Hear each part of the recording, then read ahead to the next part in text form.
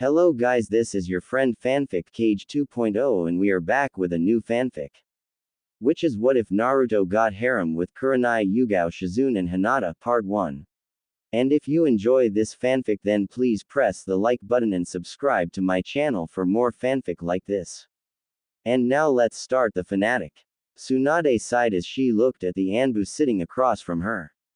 She couldn't understand it, but wherever this Anbu operative went, a large stack of paperwork was soon to follow. Are you sure you want to do this now, Reaper? Can't you wait a little while longer? The Anbu forces could really use the skills you have acquired over the past few years. And your record over the past year has even surpassed Kakashi's and Itachi's. You are becoming somewhat of a legend around here. Tsunade said. Even if she wouldn't admit it, she was quite impressed with the growth the young man in front of her had achieved over the past 3 years. Hi, Hokage-sama, I've been away from my friends for too long now, and while I have earned a few new friends in Anbu, my place is with the Konoha 11. Don't worry though, Hokage-sama, I'll still be available for missions if you need me. I've appreciated everything you have done for me over the past 3 years. Training in Anbu as well as with Ero Sennin has really helped me change from who I once was. Reaper said gratefully. Alright Reaper, I'll sign the papers and send the over to Anbu HQ. You will be reinstated as a special Junin until we can have someone evaluate your skills. Even though I should promote you straight to Junin, you were only technically a genin when you entered Anbu, and that was hard enough for me to explain to the council. This will at least keep them off our case for the moment. Tsunade said as she pulled out 2 sheets of paper and started to sign them. Ba-chan, why are you signing 2 sheets? Shouldn't there only be 1? The Anbu asked, as he ran his hand through his spiky blonde hair. God damn it, Naruto, why can't you keep calling me Tsunade-sama, or Hokage-sama? Tsunade yelled as a tick mark formed on her head, and these second papers are for Neko-san. She asked to be taken off Anbu duty whenever you quit so she could be placed on a team with you. Aside from changing that young woman's view on life, you seem to have made quite the impression on her as well. She added with a smirk, enjoying the faintest of blushes that appeared on Naruto's face. I didn't do that much. She used to help me a lot when I was little. I just thought I would return the favor. Naruto said, scratching the back of his head in slight embarrassment. But okay, I would be happy to work with Neko-san if that is what she wants. She is one of the only people who can give me a decent kenjutsu spar anyways. Naruto said, alright brat, take these papers to Anbu HQ, make sure to find Neko-san before handing the papers into Tenzo.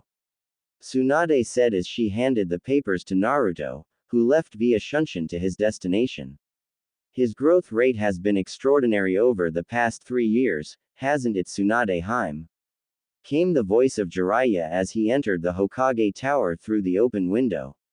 I'm almost glad he denied my request to train him. Even as one of the legendary Sannin, there would be only so much I could teach him. Yes, Naruto has definitely exceeded my expectations, however I am happy that you still managed to train him every so often over the course of the past few years. I really don't think there would be a lot of people who could keep up with him now. Tsunade said as Jiraiya took the seat Naruto was just in. He learns as quickly as his father did when I was his sensei. It's almost scary how much Naruto resembles his old man. It won't be long before people start to recognize who he is. Jiraiya said, suddenly getting serious. While Naruto is capable of handling himself against tough enemies, when we reveal his lineage it will put a big target on Konoha from both Iwa and to a lesser degree Kumo.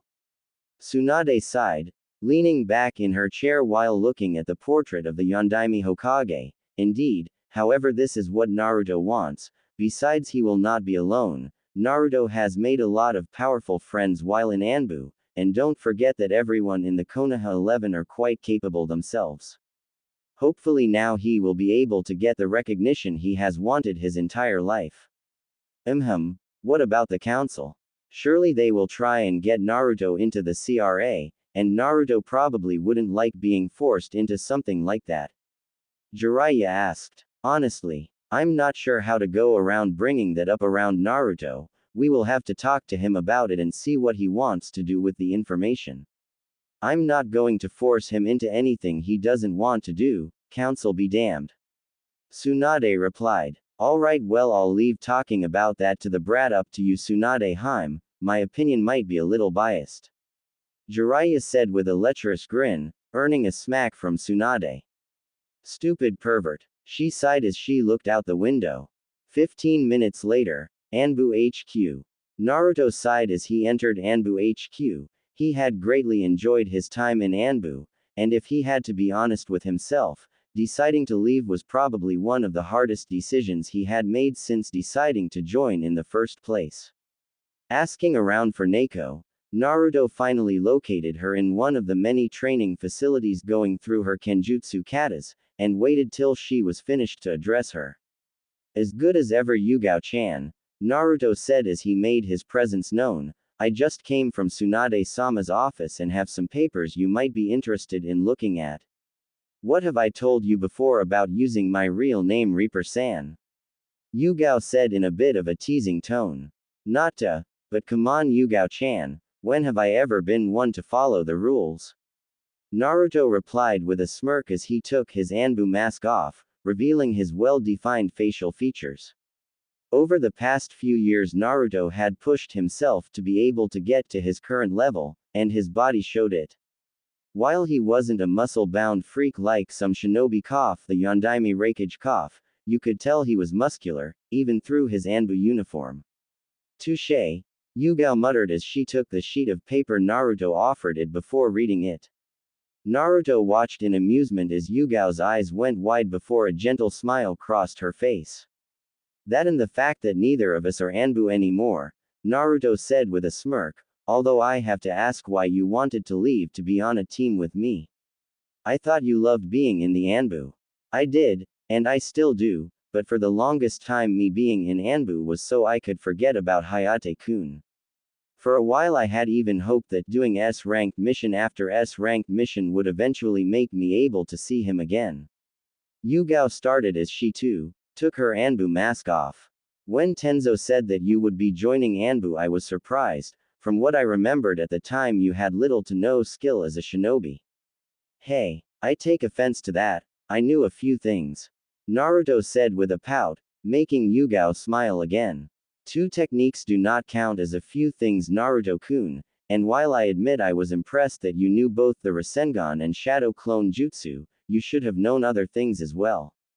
But you took your first year of training here very seriously, and after learning the secret of the Shadow Clone you started improving in leaps and bounds, quickly rising through the ranks of Anbu, almost to the same degree as Kakashi-senpai and Itachi-san. Yugao stated, making Naruto blush slightly at being praised by the beautiful Kunoichi. Yeah, alright, but that still doesn't answer why you want to be on a team with me, Yugao-chan. I mean, I'm probably gonna be put with Kakashi-sensei for a while again until I can get my full promotion. You sure you can put up with him without trying to kill him? Naruto asked. I think I could manage, Naruto-kun. And to answer your question, the day you asked me to start teaching you Kenjutsu is probably what impacted this decision most.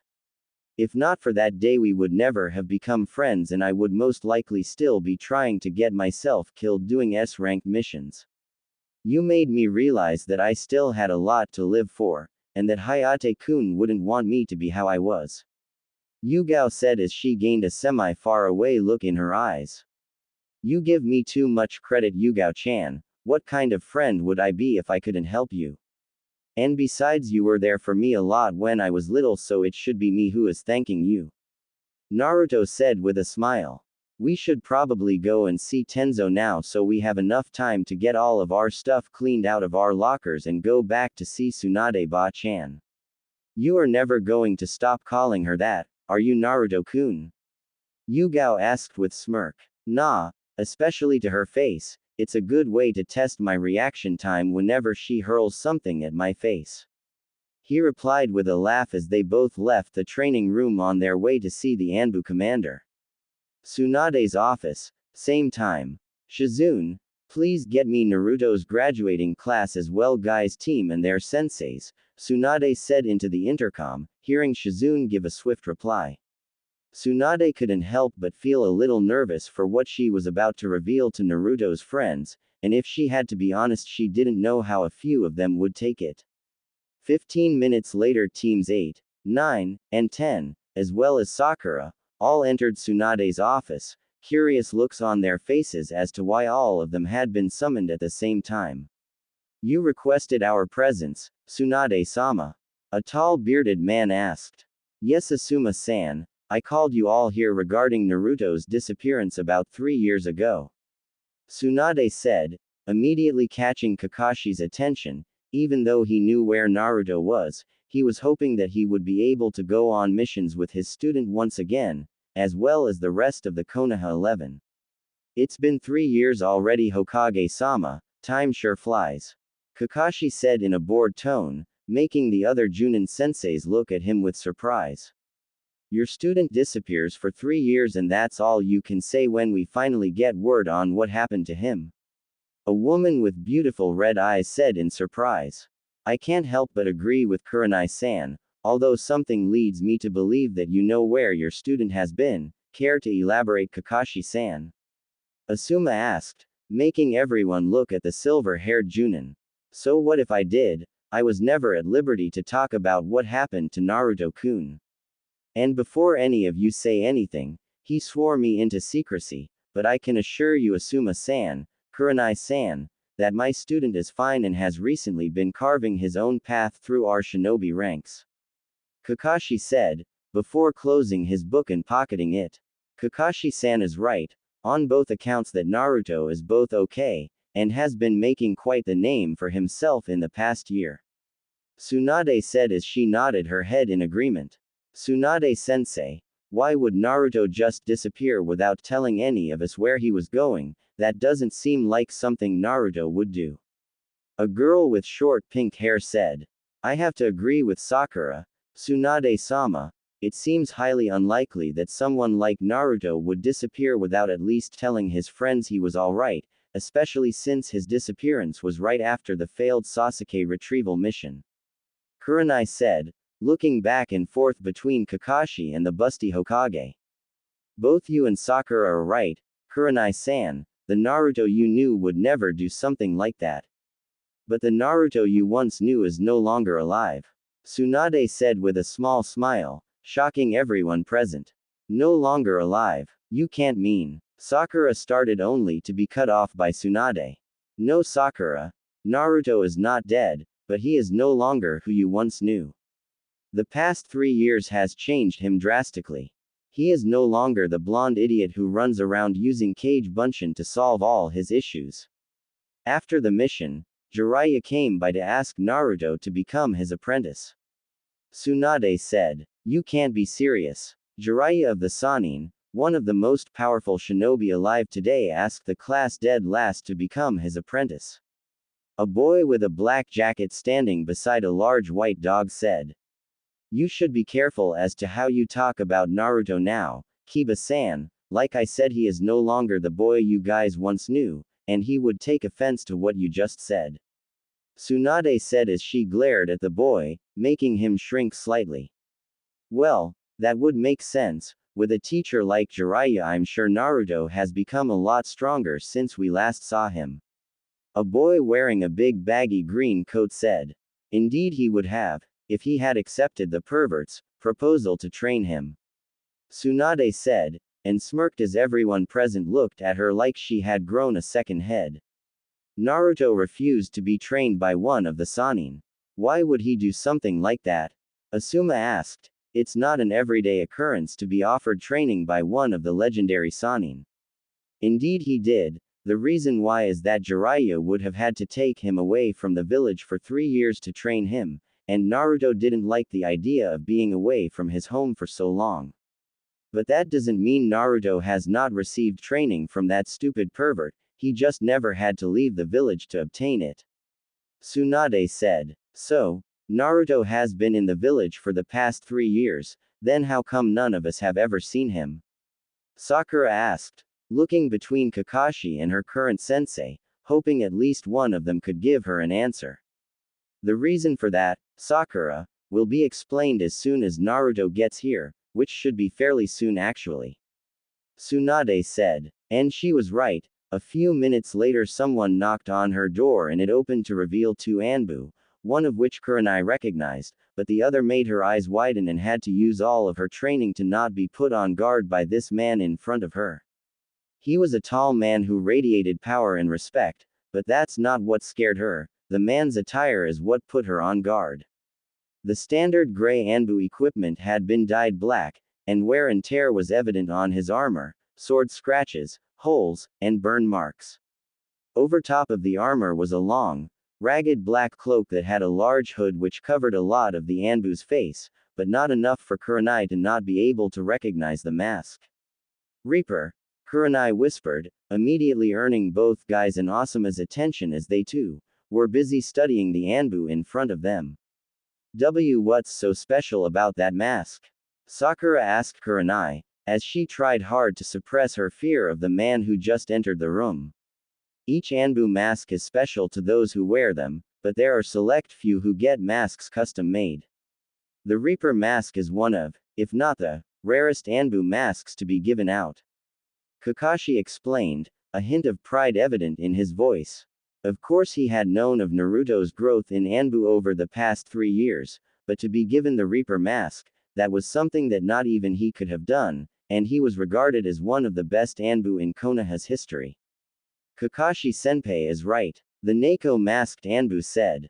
The Reaper mask is one of the highest honors you can get in Anbu. Not even Kakashi was eligible for the mask after his term in Anbu, and he was regarded as one of the best to have ever graced the Anbu ranks. Even our current commander still calls him senpai. Neko said in a teasing tone. Even though I wish he didn't, but may I ask why you are here, Neko-san? Kakashi asked. Everything will be explained shortly, senpai, but continuing on, the Reaper mask has a few conditions that need to be met before it can be given out. For starters, a perfect record for missions, including S-ranked. Aside from that, a certain number of both A and S-ranked missions must be completed. Lastly, and probably the hardest for us Anbu because we don't get put in bingo books often, is an S rank with a flea on-site rank given in every bingo book across the elemental nations, including the small ones. Neko finished, making the rookies go wide-eyed as they looked at the person who, judging by hire, couldn't have been much older than them. I really wish you wouldn't have brought them here, Tsunade-sama. You should have asked, or at least told me in advance. Reaper said. I'm sorry, Reaper, I just thought this would have been best. The Hokage replied. Fine, but I want something in return for this. Reaper said, shocking the Genin and Junin at the bold declaration.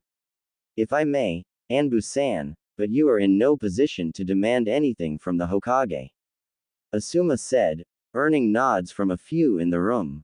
You are in no position to tell me what I may or may not do, Asuma-san. My relation with Tsunade-sama is mine and mine alone, you would do well to remember that. Reaper said in a cold tone. You may have the Reaper mask, but you don't scare me. Asuma said as he reached for his trench knives, but froze as he felt a kunai held against his back as Reaper appeared behind him, shocking those present with his speed. You should, Reaper whispered in his ear, before disappearing and reappearing beside Neko, who shook her heads at his actions. That's enough, both of you. Tsunade yelled, before sitting back down and burying her face in her hands. As interesting as this is Hokage-sama, what does this have to do with Naruto? Kurenai asked. Nothing. Like Tsunade-sama has probably already told you, the Naruto you all knew died a long time ago. Reaper said, gaining everyone's attention yet again. How would you know Anbu-san? A girl in a traditional style Chinese dress with her hair in dual buns said. Because I killed him, Reaper replied, shocking everyone before he and Neko removed their masks. Naruto, Sakura stammered. How? Why? What do you mean why? Please elaborate, Sakura-san. Naruto replied, shocking the young girl at how he addressed her. He had always addressed her as Sakura-chan before, and she would never admit it to anyone, but it hurt that he didn't call her that. Why didn't you tell any of us what you were doing? We all thought you were dead. I thought we were a team. Sakura asked, tears threatening to fall from her eyes. You finally decided to care, Sakura-san. Naruto scoffed. While I do admit we were a team, we weren't a very good one. As you have all said in the past, I was the dead last. Sakura has book knowledge but couldn't put it to practice in the field. And all Sasuke cared about was getting revenge on his clan. He didn't give two about us, and he proved that when he shoved a Chidori through my chest. As that conversation was going on, Kurenai had brought Yugao off to the side as well. She knew how much her friend loved to be in Anbu and was surprised to see her here with Naruto. What did you pull me aside for, Kurenai-chan? Yugao asked her friend. What do you mean what? I thought you loved Anbu. Why are you here with Naruto, who is apparently leaving Anbu? Kurenai asked, making Yugao sigh, as she had not expected her friend to be there when she resigned. I made arrangements with Tsunade-sama a while ago, asking to be placed on a team with Naruto-kun when he decided to resign from Anbu. She explained. Kurenai's eyes slightly widened when she heard Yugao call him kun, but decided not to ask about it. That still doesn't help me understand why, Yugao-chan. Anko and I have been asking you to leave Anbu for years and you never listened to us. And now, just like nothing, Naruto makes you want to leave. What happened over the past 3 years? Kurenai asked, curious as to why Naruto was suddenly able to get through to her friend. Mention of Naruto's name managed to snap a young indigo-haired girl out of the trance she had been in after learning Naruto was in fact the Reaper masked Anbu, and decided to listen in on the older women's conversation. I'm not entirely sure myself, Kurenai-chan, but Naruto-kun was able to change how I viewed life. After Hayate-kun's death, I didn't know what to do, so I began doing S-ranked mission after S-ranked mission, trying to keep my mind of things, or worse, get killed. A few months after Naruto had joined Anbu, though he had sought me out for kenjutsu training, at first I was a little skeptical about training him because from what I could remember about him, he was never very talented. At first I said no, but he kept pestering me until I finally caved in. He took the training in like a sponge and is now easily one of the best kenjutsu users in Konoha, only slightly behind myself. After a few missions together, Naruto noticed that I was troubled by something, and being the caring person that he is, confronted me on it. She explained, gaining a semi-far away look in her eyes that didn't go unnoticed by either Kurenai or Hinata, who by this time was a little jealous of the strange woman being able to get so close to Naruto too quickly. What happened then? I know how hard it is for you to talk about what happened with Hayate. Kurenai asked, while at the same time silently thanking Naruto for being the one who changed her friend. Naruto has a calming aura around him that makes it feel like you can pretty much trust him with anything. In the end, I caved and told him about what happened. That night was the first time since Hayate's death that I broke down and cried, but he was there for me the entire time to comfort me. Yugao said with a smile as she looked at Naruto being surrounded by his friends. I'm happy for you, Yugao-chan. It sounds as if you were finally able to move on from Hayate. It sounds like you and Naruto are really close, Kurenai said, and smirked slightly as she saw a slight blush cross the kenjutsu specialist's face. It's nothing like that, Kurenai-chan, we are just friends. Although just between us girls, you should see him under that Anbu armor. Yugao replied, blushing at the memories of walking in on Naruto without his gear on, much to Kurenai's amusement. Back with Naruto, he was doing his best to answer all the questions being asked by his old friends, as well as avoiding Ino, who was getting just a little too close for his comfort. Looking around, he noticed Yugao and Kurenai talking, which brought a smile to his face, remembering all the stories he had been told from Yugao. As much as I'm enjoying this attention, guys, we need to finish up here. We can all catch up later on or whenever I have my skills assessment. Naruto said, hoping to finish this as quickly as possible. Skills assessment? What's that? Ino asked. Naruto is going to be given an assessment on his skills to be able to properly gauge his rank. Even though he has become an S-ranked shinobi in the bingo books, the council wants a demonstration of his skills. The only person in this room who has actually seen Naruto fight seriously would be Yugao-san, the other Anbu who is with Naruto. Naruto's current rank will be Special Junin until I can arrange someone to give Naruto an assessment. Tsunade explained, but sighed as she saw a grin spread across Asuma's face, as well as Kiba's. Hokage-sama, would you mind if I gave Naruto the rest? Asuma asked, making Kakashi, Yugao, and Tsunade narrow their eyes at the bearded Junin. Naruto's show earlier must have really pissed him off. I would also like to test Naruto's skills, Hokage-sama, Kiba declared. Asuma I would be alright with because he has a lot of experience as a Junin, but Kiba I'm not sure about, you have not been Junin for very long. Tsunade said, it's fine Ba-chan, they can both fight against me if they want. I must have really hurt your pride earlier Asuma-san if you're willing to go through with this. Naruto explained, like I said before brat, you don't scare me. Asuma replied, just tell me when and where. We will have the assessment tomorrow morning, at Training Ground 7, you are all welcome to come watch. Tsunade said, now that that's out of the way, I want to ask all of you aside from Yugao-chan and Kakashi-san to leave so we can talk to the Hokage and Shizune-san in private. We can meet up sometime later and talk about what's happened over the past 3 years. Naruto said, making Tsunade nod, already guessing about what Naruto wanted to talk about. Why do we have to leave though? We should be able to stay if it has to do with you. Sakura asked. Because this matter doesn't concern any of you yet, I'm sure you will figure it out in the near future.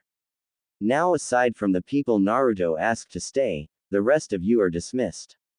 Tsunade said. Naruto sighed after everyone had left, and took a seat on one of the chairs across from Tsunade. That could have gone better. It was a bad idea to bring them all here. Naruto said, earning a nod from Yugao and Kakashi. I know. I'm sorry Naruto-kun, I kind of expected Kiba to act like that, but definitely not Asuma, his attitude towards you surprised me. Tsunade replied as she reached under her desk and pulled out a bottle of sake. Yay well that's none of my concern, if they still have issues with me after tomorrow it's their own fault. Now, I'm sure you know why I wanted to talk to you all in private right? Naruto said, before running through a few hand signs and put up a silencing seal around the office. I'm assuming it's about your parents, and to a latter extent you inheritance right? Tsunade asked, making Naruto nod his head. Yay it is, for the most part. I'm not too worried about when you want to tell everyone about my parents, I'm more worried about the kind of attention the village will get as a whole from Iwa and to an extent anyone who I'm close to. Naruto said, stealing a quick glance at Yugao that didn't go unseen by the Hokage or Kakashi. While I'm confident in my own skills about taking on large groups of enemies, not everyone has the same amount of chakra that I do, and that would put them at a large disadvantage as I can pretty much assure you that if Iwa was to send people after me it would be a small group at least. You make a good point Naruto-kun, Iwa would use any means necessary to get to you, including taking your friends as hostages in exchange for yourself. Not to mention the lingering threat of the Akatsuki, Jiraiya said they have been a little more mobile lately. Kakashi said, we will deal with the Akatsuki at a later time, I think our main threat right now will be Iwa, and to a lesser extent Kumo and Kiri. But there are a few other things that I want to talk to you about Naruto, which will include your status as a clan head. Tsunade said, if you are going to talk to me about the CRA Hokage-sama, then I am already well aware of what that means for me. I still have a couple years to decide if I want to be put under the CRA, so I will have to get back to you on that. Naruto said, not really surprising Tsunade as it was Anbu protocol to keep up to date with Konoha's laws. Alright, well that is pretty much everything I wanted to talk to you about Naruto-kun. I have a scroll for you that contains both yours and Yugao-san's Junin vests, as well as the key to your parents' estate. Tsunade said as she pulled out a scroll and handed it to Naruto. Thank you Hokage-sama, I will see you tomorrow at Training Ground 7. Naruto replied before doing a few more hand seals and releasing the silencing seal before he and Yugao left the office. He has grown a lot, hasn't he, Tsunade-sama?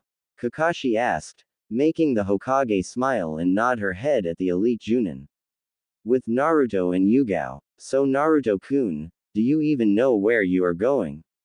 Yugao asked, making the blonde scowl at her. Of course I do. I looked up where my parents' estate was a few months ago.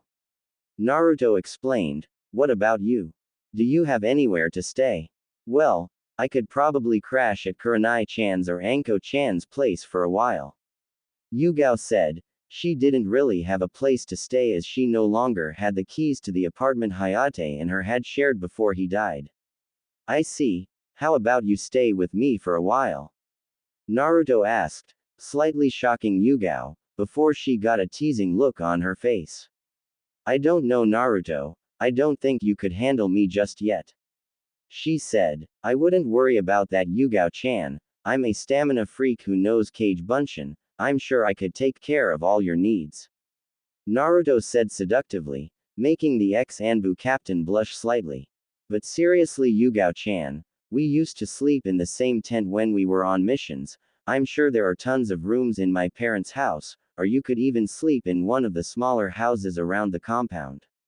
Yugao thought about his offer. She really had nowhere to go, and while she was sure Kurenai and Anko would take her in, it wouldn't be very comfortable for her, as they both only had one-bedroom apartments. And she had to admit Naruto had a valid point about their previous sleeping arrangements when they were on missions together. Alright, Naruto-kun, if you're sure you're okay with this, then I'll gladly accept your offer, thank you. Yugao said with a smile, which in turn caused Naruto to smile. Things were starting to look up for both of them. With nothing for either of them to grab, Naruto and Yugao quickly made their way over to the clan district to find the Namikaze compound, which was located between the Hyuga and Abram clan compounds, not sure if they are close in the actual show or not, but just run with it. The first thing Naruto noticed when they reached the gate was the intricate seal design that covered it. Taking a few moments to study the seal, Naruto nodded before molding his chakra and putting his hands on the gate. What are you doing, Naruto-kun? Yugao asked. As a kenjutsu specialist, she had never really studied any fuinjutsu other than basic sealing scrolls and exploding tags. My father and mother were both masters of fuinjutsu, and judging by this seal, he wanted this place to be the safest place in Konoha. It's a high-level chakra seal that will only open if someone who has the same blood as either my father or mother applies their chakra to it. After we get inside, I'll tweak it so that whoever I add to the seal will be able to enter. Naruto explained. Good explanation, brat. It looks like my time teaching you fuinjutsu didn't go to waste after all. A voice from behind them said. They turned to see both Kakashi and a man with long white hair approaching them. Whatever Ero Sennin, I'm going to assume that both you and Kakashi-sensei can enter, right? You being my father's sensei and Kakashi his student would only make sense. Naruto said, earning a nod from the Toad Sage. It's been a while since I've seen you, Naruto. I wanted to see just how much my student has grown, as well as see my sensei's house again. Kakashi said, never taking his eye off his little orange book. Alright, if either of you break anything you owe me, come on Yugao-chan, let's go. Naruto said, making the other two aware of her presence, but they decided to shrug it off for now. Entering the compound, Naruto and Yugao couldn't help but marvel at how beautiful everything was. Large oak trees lined the walls, while inside a large assortment of flowers lined the marble walkways. It's beautiful, but how has everything been so well kept over the past 16 years? Surely no one has been in here since my parents died. Naruto asked. The Uzumaki clan was well known for their knowledge of seals. Add your mother's knowledge to your father's skill for creating and mastering fuinjutsu, and they were able to come up with seals to keep the outside well kept. Seals that work like sprinklers to water the flowers, as well as a few that released low-level futon jutsus to keep the grass well cut. If I wouldn't have already known about this, I would be just about as amazed as you are right now. Jiraiya explained. Aside from those, there are a lot of security seals spread out around the grounds. Minato had a lot of enemies, and when he found out Kushina was pregnant with you, he made this place as safe as possible. I see. That's good then. I will have to take a look at my father's notes and figure out what every seal does, maybe add a few more now that the Akatsuki is also an issue. Naruto said, earning a nod from the Toad Sage. We should get everything inside and unpacked before having to leave to meet up with everyone. Yugao-chan. So, Yugao-san is going to be living with you, Naruto-kun. Are you guys like? Kakashi said, leaving the question in the air as he made little movements with his hands, reminding the blonde of what Konohamaru did to Sakura before the Chunin exams. No, Kakashi-sensei, we aren't. Yugao-chan is just staying with me because she has nowhere else to go. Naruto said with a sigh before entering the house, followed shortly by a semi-blushing Yugao. Right, Kakashi said as he followed them in. Well, at least the outside was well kept. Naruto said as he looked around his new house. He was hoping his father had a similar setup inside as he did outside, but judging by the amount of dust and cobwebs, it had been too much to ask for. Naruto made 10 shadow clones and sent 2 of them upstairs with his and Yugao's bags, while telling the rest of them to start cleaning as he, Yugao, Kakashi, and Jiraiya started to explore the house. Even with all the dust, Naruto had to admit it was a beautiful house, but having lived in a shitty apartment since he was little, just about anything else would feel nice. The main floor was home to the living room, dining room and kitchen, while the upstairs was mainly bedrooms and bathrooms. Downstairs was home to what Naruto was interested in the most, the library, which held all of his father's notes on sealing as well as the Hiraishin Jutsu. Looking around, Naruto found a variety of different sealing methods, as well as some of the Uzumaki clan scrolls for jutsus and kenjutsu katas. This place is as impressive as I remember it. Some of these scrolls contain long-lost sealing methods and jutsus, as well as the Uzumaki kenjutsu style, which was considered one of the most formidable forms of kenjutsu. Jiraiya stated as he and Kakashi looked through some of the scrolls. I'll be sure to take a look at them later. If you want, Yugao-chan, you can look through the kenjutsu scrolls later as well. For now, I want to finish exploring the grounds. Naruto said as he started making his way back upstairs. Hey Naruto-kun, where did your clones put my stuff? I want to change out of my Anbu uniform for now. Yugao asked as they made their way back to the main entrance of the house. They put your bags upstairs, last door on the left, Yugao-chan. Naruto replied, making the kenjutsu specialist nod and disappear upstairs. You two seem pretty close, brat. You sure there is nothing else going on here? Jiraiya asked with a lecherous grin. Shut it, you pervert. Like I said earlier, we're just friends. Naruto replied as he glared at the old pervert, who just shrugged it off and walked outside. Whatever, brat. I'm going to go do some research. I'll see you guys in the morning for your skills assessment.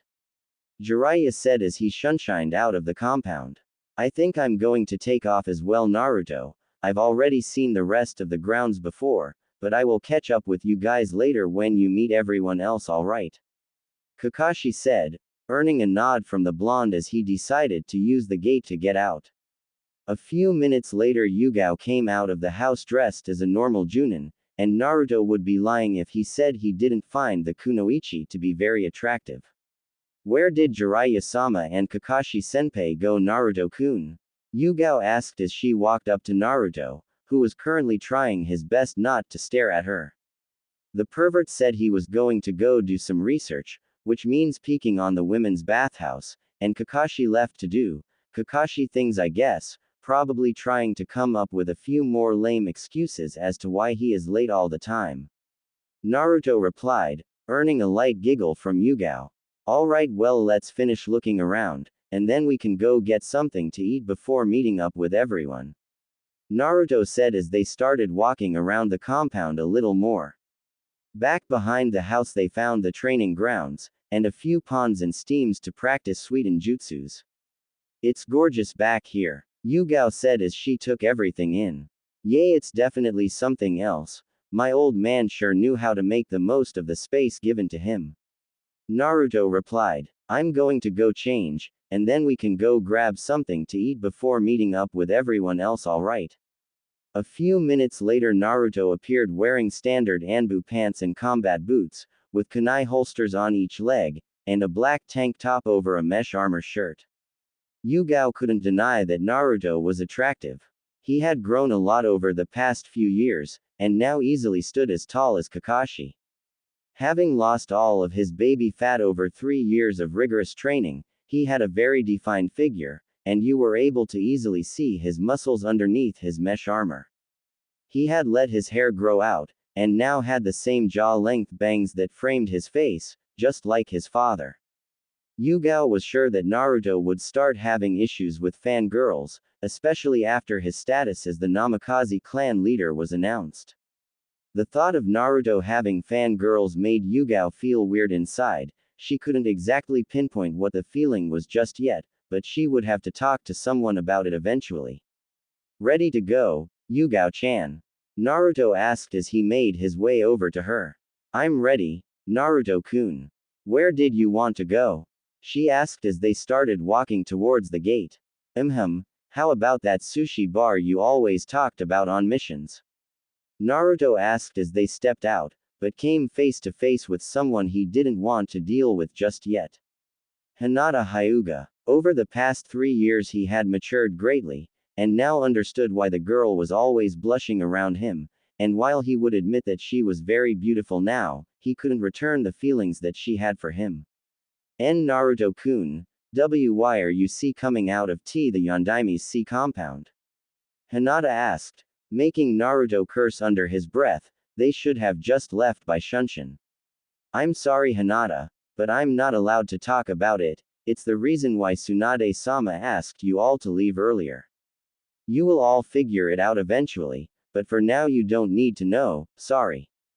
Naruto replied before he and Yugao quickly left via Shunshin, leaving Hinata alone in the street, thinking that maybe her father would know why. With Naruto and Yugao, that was close, Naruto-kun, good save. Yugao said with a smirk as they appeared near the center of Konoha. It was my own mistake, we should have just left by Shunshin, and I can only assume that Hinata is going to ask around as to why we would be there now. Naruto sighed out. She was bound to find out eventually. From what I remember, your father and Hiashi seemed to be fairly close friends. Yugao said as they made their way towards the sushi bar, earning a surprised look from Naruto. That's surprising. From what I remember about the Hyuga clan head was that he had a bigger stick shoved up his than Neji did before I beat it out of him. Naruto replied. Well, Hiashi-sama wasn't always like that. He first started changing after your father and mother died. Then he completely fell apart after the death of his wife during her birth of their second child. Yugao explained. I can almost guarantee that the Hyuga will be a powerful ally for you once you inaugurate it as the Namikaze clan head. I see, it would be good to get to know him then, especially if I was to ever become Hokage. Naruto replied, can I ask you a question, Yugao-chan? Of course, Naruto-kun. With my mother being a part of the Uzumaki clan, and my father being from the Namikaze, I can't decide what name I want to take. While I would like to have my father's last name, I feel it would be unfair to my mother, and vice versa. Naruto said. Yugao could see where Naruto was coming from. With him being the last of 2 famous clans, he didn't want to be the reason that either one of them died out. Maybe try talking to Tsunade-sama about taking both last names. It's rare, but in your case it might be allowed. Then it would be a joint Uzumaki Namikaze clan. Yugao suggested, earning a nod and smile from Naruto. Thanks, Yugao-chan, I think I'll do that. Naruto replied. After a quick meal at the sushi restaurant, Naruto and Yugao went to join the rest of Naruto's friends at one of the shinobi bars located around Konoha and spent the rest of the night telling stories about some of their missions as well as how they met. Next morning, Yugao woke early the next morning to the sound of clashing steel. knowing it was probably just Naruto training. She decided to get up and gauge where his kenjutsu skills stood in comparison to her own. Yugao would admit that in both taijutsu and ninjutsu, Naruto was easily more powerful than her, but when it came to kenjutsu she was still slightly better than him, although she knew that with a little more time, Naruto would surpass even her. Getting dressed in her regular Junin gear, Yugao made her way downstairs and into the backyard, where sure enough Naruto was in a large-scale battle with his clones. Even with her trained eyes she could hardly keep up with Naruto's speed, so a lot of what she saw was just a blur, followed by a puff of smoke, followed by another blur as Naruto massacred his clones left and right. With only 4 clones remaining, Naruto decided to stop his relentless assault and set up with his ninjutsu in a defensive position. A few moments passed before 2 of the clones charged Naruto, one aiming to sweep Naruto's legs out from underneath him while the other came from above attempting to slam him into the ground. Naruto flipped over the leg sweep before stabbing his ninjutsu into the ground and using the hilt to propel himself into a skyward kick that connected with the above clone's chin, making him dispel. After landing on the ground, Naruto took out a kunai and engaged the second clone in a quick taijutsu battle, which ended when Naruto managed to stab the clone with his kunai. After watching the first 2 clones get beat in close combat, the remaining 2 clones decided to try a long-range battle. Going through the required hand signs, both clones yelled out their respected jutsu. Kaden. Grande Fireball Jutsu. Both clones yelled in unison, as 2 large fireballs sped towards Naruto from either side, before he too went through a series of hand seals. Sweden. Water Encampment Wall. The original Naruto shouted, before a large dome of water surrounded him, protecting him from the dual fireball attacks.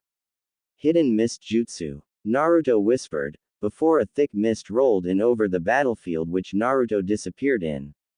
A few moments later, Yugao heard 2 popping sounds and the mist started to dissipate, showing an unscathed Naruto holding his ninjutsu. Clones, I didn't expect them to fire 2 grande fireballs at me. Naruto mumbled as he made his way over to Yugao. Enjoy the show, Yugao-chan. Quite the performance, Naruto-kun. I was a little surprised when the clones started using jutsus though, you usually only use them in either taijutsu or kenjutsu spars. Yugao said. Yay, well, I can't always control what my clones do. Now I know how you and Kakashi-sensei must have felt trying to train me, although I never hurled 2 high-ranking jutsus at either of you. Naruto said, making Yugao smile slightly. Well, at least they didn't actually hit you, right? Yugao said with a giggle as they made their way inside. Whatever, Yugao-chan, I'm going to make some breakfast before going to my skills assessment. You want anything? Naruto asked, receiving a nod as his answer. Naruto went to the kitchen to fix them both something to eat. So are you ready for the skills assessment, Naruto-kun? Yugao asked when Naruto returned with their breakfast. Of course, Yugao-chan. While both Asuma and Kiba are strong in their own rights, I have faced tougher opponents and did just fine. Naruto replied, earning a nod from Yugao. She knew how strong her friend was, but she still worried about him. Even still, Naruto, it would be good not to underestimate Asuma-san. He wasn't made one of the daimyo's guardians for nothing. Yugao warned. I know, Yugao-chan, I'll be careful. Naruto said, I hope Ba-chan will keep us together. After working with you for so long, it would be really weird for me to work with anyone else other than maybe Kakashi-sensei. I know what you mean, Naruto-kun. The only reason I left Anbu was to be on the same team as you. I'm sure Tsunade-sama will keep her end of our deal. Yugao replied, earning a nod from Naruto before they continued their breakfast in relative silence, just enjoying each other's company. Few hours later, Training Ground 7. Naruto and Yugao were surprised to see that they weren't the first to arrive at the training ground. The only people who had yet to show up were Kiba and Asuma. As Naruto and Yugao went over to the group, Naruto couldn't help but shudder when he saw the looks that Ino and to a lesser extent Hinata were giving him, making Yugao smirk at him. I never would have thought that Konoha's Reaper, one of the most feared shinobi to come out of Konoha since the Yondaime, would be scared of a blonde-haired fangirl.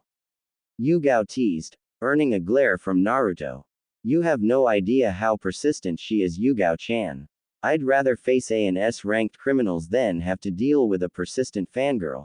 Hinata isn't as bad because she is too shy to actually try something with me, but I'm not so sure about Ino. Naruto replied, as he put as much space as he could between the platinum blonde and himself. How was your night, brat? Have a good time alone with Yugao-san in your house? Jiraiya asked with a lecherous grin, shocking those present who didn't know Yugao was living with Naruto-kun. Can it, you pervert, before I get Tsunade to knock some sense into you? Naruto replied, ignoring the looks he was getting from those present.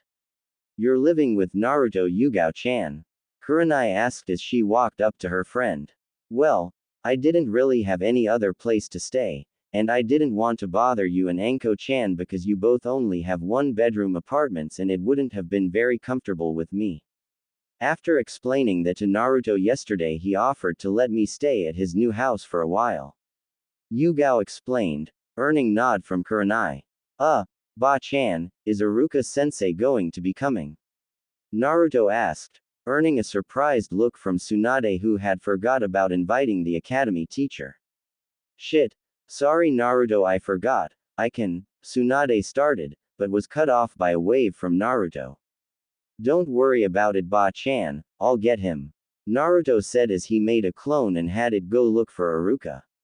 So are you ready for this, brat? Tsunade asked as she looked at her surrogate little brother. Yugao-chan asked me the same thing earlier. Naruto replied with a laugh as he stole a glance at his purple-haired friend, and I'll tell you the same thing I told her, of course I am. I just hope they can give me a decent fight. Confident are we? Tsunade asked with a smirk, as even she didn't know the full extent of Naruto's strength. I didn't become Konoha's Reaper for no reason, I earned my mask, Ba-chan. Naruto replied with a smirk of his own, making Tsunade nod. I hope you can back that up, Naruto-kun. Asuma-san is no slouch when it comes to close combat, same goes for Kiba. Kakashi said. I know, there are only a few people in this village who I wouldn't want to fight close quarters, and they are all already here. I'm not too worried about Asuma-san or Kiba-san, but don't worry Kakashi-sensei, Yugao-chan already made me promise to be careful. Naruto replied, earning a nod from Kakashi. Naruto-kun, is that really you? Said a voice from behind everyone, making Naruto turn with a smile on his face. Iruka-sensei, I'm glad you were able to make it. Naruto said as he walked over and embraced the scarred Chunin. I was worried when everyone had said you disappeared, Naruto-kun. I thought you might have been dead. Where have you been these past 3 years? Iruka asked as they broke apart. Well, for the week after I was in the hospital after I failed to bring Sasuke back, I had a lot of time to think. During that time Ero-sennin came and told me he wanted to take me out of the village to train. Naruto said, making Iruka go wide-eyed. Jiraiya-sama asked you to become his apprentice. Iruka asked. I did, yay, but the damn brat refused to be taken from the village. He was worried that if he was out of the village he wouldn't be able to protect his friends in case the village was attacked. Jiraiya said, catching everyone's attention as they didn't know the exact reason why Naruto didn't leave with Jiraiya. That's right. I didn't want to leave to village, so I refused. The day I was released I went and talked to Ba-chan and asked to be put into the Anbu program, and after some negotiating with the council I was allowed to join. Naruto explained. So you have been in Anbu for the past 3 years then? Iruka asked. He was shocked that Naruto had been allowed to join Anbu. As much as he hated to admit it because of how he considered Naruto to be a little brother to him, but the Naruto he remembered wouldn't have had the skills to be placed into Anbu. I have, and while I'm still alive I have to tell you that the Naruto you once knew no longer exists. I'm no longer the class dead last who throws Kage Bunshin around just because I have the chakra capacities to do so. Naruto said, shocking Iruka again as he wondered just how much Naruto had changed over the past 3 years. I know that it's usually forbidden knowledge, but now that you are no longer Anbu I don't think it matters. What mask did you have? Uruka asked. He knew the story behind Anbu about their masks being special to those who wore them. Naruto smirked before a small seal appeared on his forehead and a poof of smoke went up, blocking Naruto's face from view. No way, Uruka whispered after the smoke had cleared, and there stood Naruto, the Reaper mask covering his face. Pretty bad huh? Naruto asked with a smirk as the mask disappeared as well as the small seal on his forehead. I'd say, I never thought I'd have taught Konoha's most feared Anbu operative since Itachi Uchiha. Uruka said with a proud smile. Naruto was about to reply when he suddenly felt two chakra signatures suddenly approaching. They are finally here, Naruto said to Tsunade, who nodded in response. Uruka was about to ask what was going on when Asuma and Kiba appeared in the middle of the training ground. I was beginning to think neither of you were actually going to show up, Naruto said in a bored tone, earning a growl from Kiba as Asuma's eyes narrowed. Like I'd ever run from you, doesn't matter what you have been doing over the past 3 years, you are still the class dead last in my books, Kiba said, as a large white dog barked in agreement. Whatever Kiba, whatever issue you have with me is none of my business, but be warned, I'm not the same kid who took abuse from you all those years ago, Naruto said as he narrowed his eyes and stood across from the two Junin. Alright, this is going to be a fight between the two Junin Asuma Sarutobi, Kiba Inzuka, and Special Junin Naruto Uzumaki. It will be a 2-on-1 fight so we can gauge Special Junin Naruto Uzumaki's skills in combat, Tsunade said as everyone quieted down and started paying attention to the training field. Do you think Naruto-kun will be okay, Sakura? Ino asked as she looked over at her longtime friend and former rival. I'm not sure, Ino. Sure, the fact that Naruto has been in Anbu for the past 3 years is impressive, but he is fighting against two of Konoha's best close quarters Junin, Sakura replied, not taking her eyes off her former teammate. What do you think, Neji-kun? Will Naruto be okay or was he all talk? Tenten asked her teammate. While I find it hard to believe Naruto would be able to fight both Kiba and Asuma-san at the same time, he wasn't called Konoha's most unpredictable ninja for no reason. I think Naruto will surprise all of us, Neji replied. Are all fighters ready? Start, Tsunade yelled, and instantly Naruto started going through a set of hand seals that both Kakashi and Sakura recognized. No way, Sakura said, just before Naruto finished his jutsu. Hidden mist jutsu, Naruto shouted, as just like this morning a dense mist started to envelope the training ground. Kiba, stay close to me, I'm going to try and make the mist go away, Asuma said before going through his own hand signs. Futon. Great wind breakthrough, Asuma yelled, but was shocked when his attack didn't blow the mist away. Nice try, Asuma-san. As a fellow futon user, I can tell you it will take a wind attack a lot stronger than that to make my mist go away, came Naruto's voice from inside the mist. Where are you, Naruto? Come out and fight like a man, Kiba shouted, before freezing up when he felt a kunai against his back. Behind you, Naruto whispered, before Kiba turned around and swung his fist, hoping to hit Naruto. Instead he hit something big and fairly soft, before hearing a pained yelp from his partner. Akamaru. Naruto, I'll make you pay for that, he shouted. On the sidelines, the only ones who could see what was going on inside the mist were Neji and Hinata, but due to how much of Naruto's chakra was circulating in the mist, even they found it hard to see. Can any of you see what is happening? Sakura asked. It looks like Naruto used his speed inside the mist to get behind Kiba before saying something and disappearing again. Kiba turned and tried to hit Naruto but took Akamaru out instead, Neji explained. Pretty sneaky tactic. Without Akamaru, Kiba won't be able to use his Fang over Fang technique to its full capability unless Akamaru is able to get back up by the end of the fight. But Naruto will need more than that to win this fight, Kurenai said, glancing over at Yugao, who didn't look concerned at all. Don't worry, Kurenai-chan. Naruto is just getting warmed up. I don't think he will even need to bring out his big guns to finish this fight, Yugao said as she examined the mist, before noticing it was starting to clear. Back in the fight, as the mist cleared, Asuma noticed that he and Kiba had been separated, and now stood on either side of Naruto. Kiba, go at him together, let's end this quick. Asuma yelled as he took his trench knives out and rushed Naruto, matching Kiba, who rushed in with kunai. Hoping the coordinated attack would push the fight in their advantage, Asuma and Kiba upped the pressure against the blonde, throwing a whirlwind of strikes and combos towards Naruto, who seemed unfazed by their coordinated attack and simply dodged all their strikes. Why aren't you fighting back, Naruto? Too scared?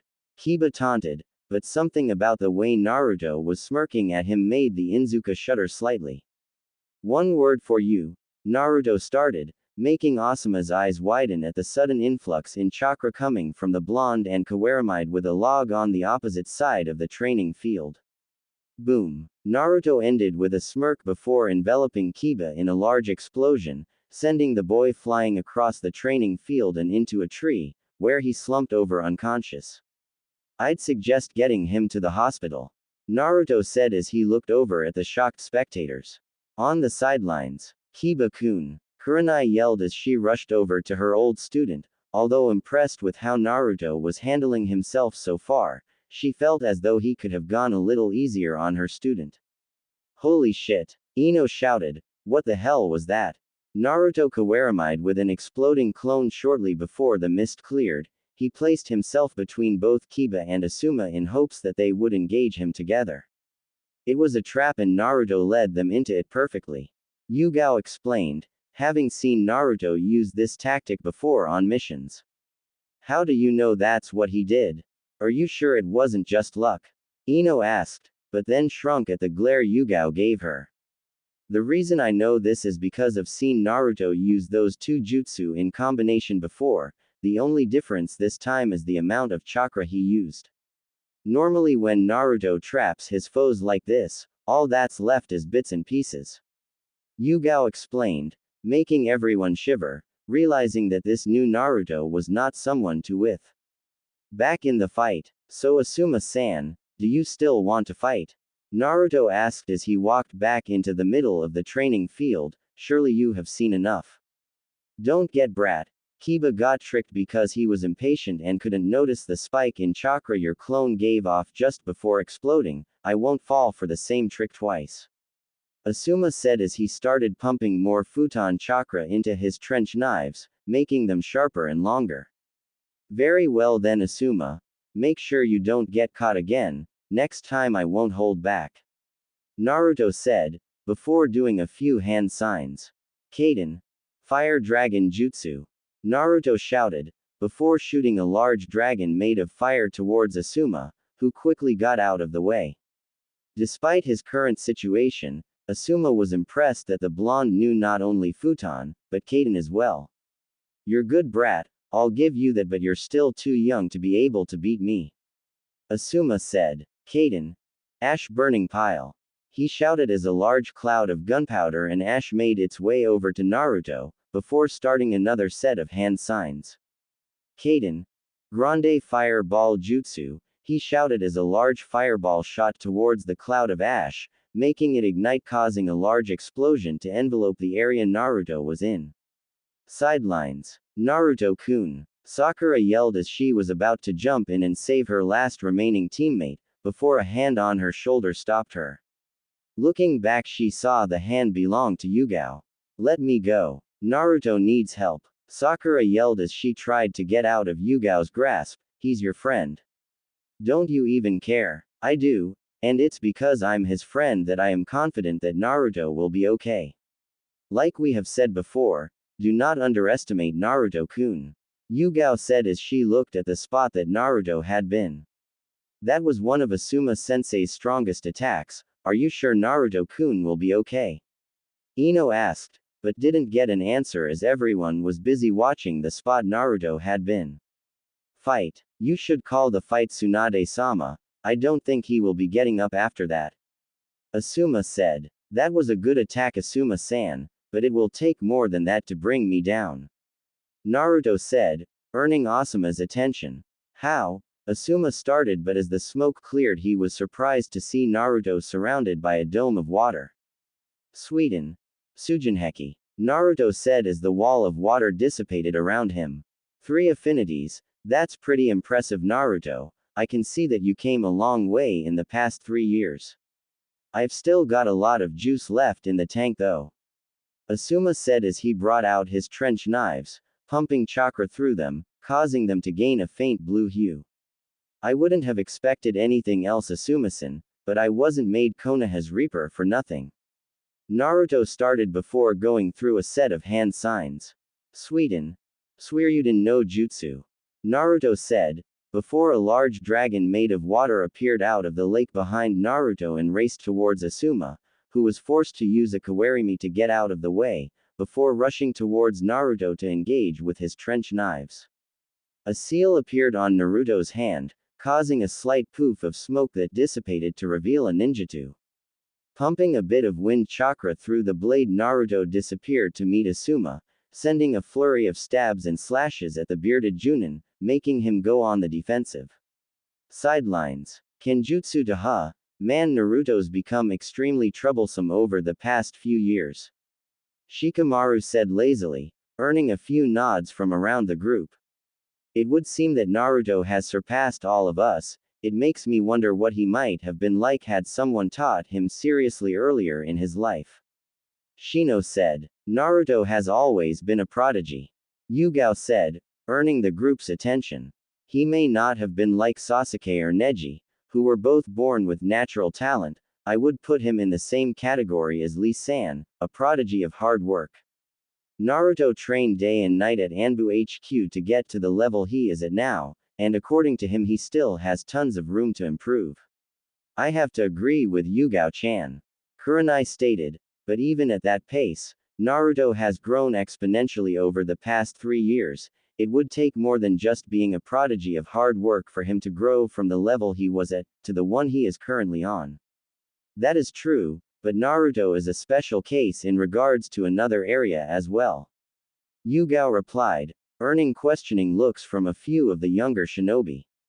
How so Yugao-san? Sakura asked. The Kage Bunshin is a special kind of clone, one that can send information back to the original once being dispelled. The only drawback is how much chakra it takes to make one, as it splits the user's chakra in half evenly for each clone made. Yugao started. Naruto, however, has the largest chakra reserves I've ever seen, and can easily make up to around 100 clones in one go. Now think about it, if each clone sends information back to the original, using 100 clones a day, would equal up to about 100 days of training. That's incredible, Sakura whispered as she looked at her teammate as he was still engaged in close quarters combat with Asuma. Naruto used his clones to train Kenjutsu, Fuinjutsu, and Ninjutsu, while he focused a lot on physical training. Naruto may not look like it, but he is also probably one of the physically strongest shinobi in Konoha, behind Gai-san and Jiraiya-sama. Yugao said, he is a very deadly close-ranged fighter. With the amount of strength and speed he has, not a lot of enemies can keep up with him if he gets in close. I'm only able to win our Kenjutsu spars based on years of experience and reflexes, but even then Naruto will surpass me soon enough. Yosh. Naruto-kun's flames of youth are burning brighter than ever. I must increase my training by 100 times so I can match him. Lee said. That's my student Lee. Guy said. Guy-sensei. Lee. Guy-sensei. Lee. They yelled before hugging, causing an coastal sunset image to appear behind them.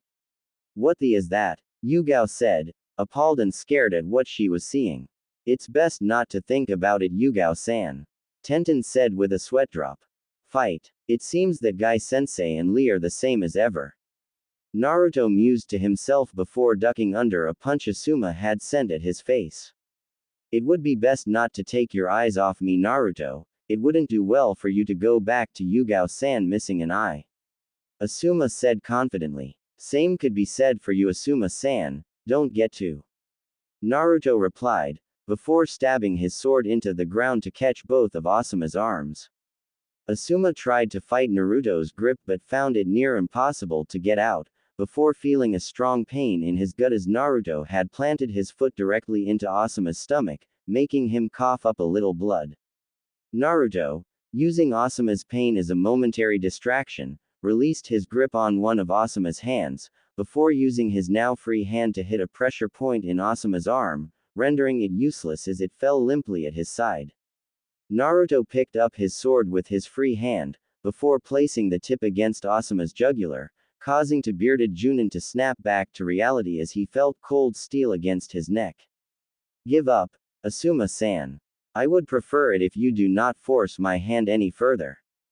Naruto said coldly, sending a shiver down Asuma's spine. I give up, Asuma said, as Naruto retracted his blade before sealing it away again. Good choice, I'd recommend seeing Ba-chan or Shizune-chan to get your arm looked at. Naruto said, earning a nod from Asuma. That was fun for me, if you ever want to have a friendly spar feel free to find me. Very impressive brat, Tsunade said as she came up behind the two, followed closely by the others. Yay, that was amazing Naruto-kun.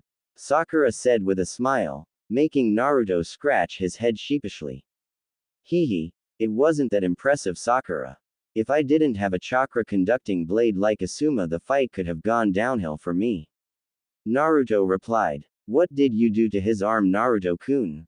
Shizune asked as she gazed at Asuma's limp arm. Oh, I hit a pressure point to make it go limp. You should probably take a look at it to make sure it goes back to normal, Shizune-chan. Naruto said with a smile, making her blush slightly, something that didn't go unnoticed by Tsunade and Yugao. Hi, Naruto-kun, she replied before attending to Asuma. It takes a lot of knowledge about human anatomy to be able to do something like that in the middle of combat, Naruto-san. Shino said, earning a nod from Sakura. Yay. Well, I can't do medical jutsu because of how my chakra is, but I thought it might have helped to learn about human anatomy. Being able to disable an opponent in the middle of combat is a good skill to have if you need to extract information. Naruto said, causing a few of them to shiver at the implication he just gave. Anyways, brat, I think that it's safe to say you have earned this. Tsunade said as she handed Naruto a green Junin vest. Elite Junin Uzumaki Naruto. Make me and your parents proud, brat. Gah, what the happened to me? Kiba asked as he slowly regained consciousness. Looking around, he noticed white walls and ceilings, and could hear low beeping off to his right. I must be in the hospital. That means Naruto won, huh? He didn't survive Anbu for 3 years for no reason, I guess. Ah, you're awake, Kiba-san, that's good. After your fight with Naruto-kun, we thought it would take a lot longer for you to wake up. Shizune said as she entered the room, followed by the rest of Team Kurenai. Kakashi, Sakura and Naruto are Team Kakashi, so why not, right? How are you feeling, Kiba-kun? Kurenai asked. I feel like shit, Kurenai-sensei. What the hell happened?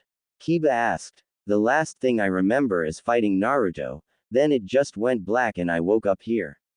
After making you accidentally take Akamaru out, Naruto positioned himself between you and Asuma before releasing his hidden mist jutsu. When Asuma saw this, he suggested that you and him both attack Naruto at the same time. What you two didn't know was that Naruto used a Kawarimi to switch himself with an exploding clone and lured you both into a trap. Asuma noticed this when the chakra inside the clone suddenly spiked and managed to substitute himself with a log. You, however, were not so lucky and Naruto caught you in the blast, blowing you across the training field. Kurenai explained, making Kiba nod. I can't believe he got so strong. He never had any talent back in the academy. Kiba said, suddenly starting to feel a little bad about the way he acted to his old friend. I up pretty bad, huh? No one expected Naruto to be so strong. I'm sure he would forgive you if you talk to him. Kurenai said, trying to cheer her old student up. Who won the whole fight? Did Naruto beat Asuma as well? Kiba asked. After we took you to the hospital, Asuma tried to use his strongest jutsu on Naruto in hopes that he would be able to take him out. Naruto surprised everyone again by showing that he also had a strong Suiten affinity when he used Suiten, water encampment wall, to protect himself from Asuma's attack. Naruto and Asuma engaged Naruto with his trench knives while Naruto used a special ninjutsu that was able to conduct his chakra. he was eventually able to render one of Asuma's arms useless and forced him to give up. Shizune explained as she checked on Kiba's condition. You should be fine to go home in a few hours, Kiba-san. Alright, thanks Shizune-san. Kiba replied, earning a nod from said medic. So what do you guys think of Naruto's new strength? Naruto-san trained hard in the Anbu for the past 3 years to be strong enough to protect the village. I find it logical to believe that Naruto-san has yet to show his true capabilities. Shino stated. Why yay, and a few days ago I saw him coming out of the Yondaimi's old compound. When I asked my father about it, he wouldn't tell me anything about it. Hinata added, making Kurenai's eyes widen slightly. She had noticed Naruto's uncanny appearance to the Yondaime Hokage and had wondered before if they were somehow related, but decided to put that information away for later. That's an interesting discovery, Hinata-chan. Hopefully Hokage-sama will be able to shed some light on everything eventually. Kurenai stated. And I have to agree with you as well, Shino-kun. After Asuma passed out from chakra exhaustion, Yugao explained to us that Naruto was just playing with you and Asuma the entire time. While Asuma is classified as an elite Junin, Naruto explained that Asuma didn't take him seriously and wasted most of his chakra early trying to overpower him. Naruto has very large chakra reserves and by the end of the fight he wasn't even tired. I see, I guess the rest of us will just have to work harder to catch up to him now. Kiba said, earning nods from his teammates and a smile from his sensei. With Naruto and the rest of the Konoha 11, after Naruto's fight with Asuma and Kiba, everyone other than Kurenai's team had decided to stick together and relax for the rest of the day and had invited Naruto and Yugao to accompany them. It took a little persuasion from Yugao, but eventually Naruto caved and decided to spend the rest of the day with his friends who had decided to relax at one of the lakes close to Konoha. So, it looks like Anbu has really paid off for you, Naruto-kun. You really surprised us all earlier today. Sakura said as she sat down beside her old teammate. Yay, it did, but there are still things I could improve at, other jutsus that I intend to master, things I want to create. Naruto replied as he looked out over the lake. How much have you changed, Naruto-kun? Just when I thought I might have been catching up to you, this happens, Sakura thought as she pictured Naruto and Sasuke walking far in front of her, and she couldn't help but frown. What's wrong, Sakura? Naruto asked as he noticed his teammate's sudden mood change. When Tsunade had called us all together yesterday and explained that you were okay and had just been away training over the past 3 years, I couldn't help but feel that we could finally work together again as equals. As much as I hate to admit it, you and Sasuke were always ahead of me when we were a part of Team 7.